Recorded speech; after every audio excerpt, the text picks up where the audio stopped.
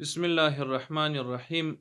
محترم ورونو، نن غواړم چې د رزق د زیادت او د مال د برکت او ستاسو چې کوم کار کوي چې په هغه کې الله تعالی جل جلاله برکت واچي، یو داسې کلمې درته وښیم چې هغه پیغمبر صلی الله علیه و آله وسلم خپل یو صحابي ته ورښولې وه.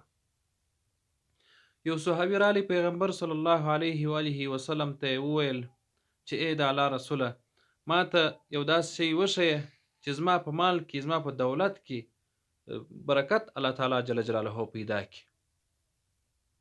پیغمبر علیه الصلاة والسلام ورته وویله ول ته د ملایکو ذکر کوه. او صحابي ورته وایي چې ای د الله رسوله، د ملایکو ذکر څنګه دی؟ پیغمبر صلی الله علیه و آله وسلم ورته وفرمایل سبحان الله وبحمده سبحان الله العظیم استغفر الله.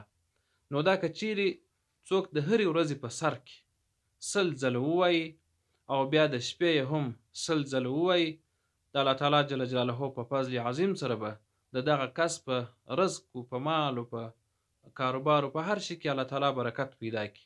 دا صحابي وایي چې ما ته الله تعالی جل جلاله دومره زیات مال راکړي چې زه په راټولېدلو ستړی شولم. نو د ثواب په خاطر باندې محترم ورونو، دا ویډیو تر هغه خلکو پورې باید د ثواب په خاطر ورسوي چې الله تعالی جل جلاله تاسو ته هم ثواب درکړي. که چیرې په دې کلمو باندې یو څوک د یو چا کاروبار سم سي، تاسو هم په ثواب کې ورسره شریک یاست.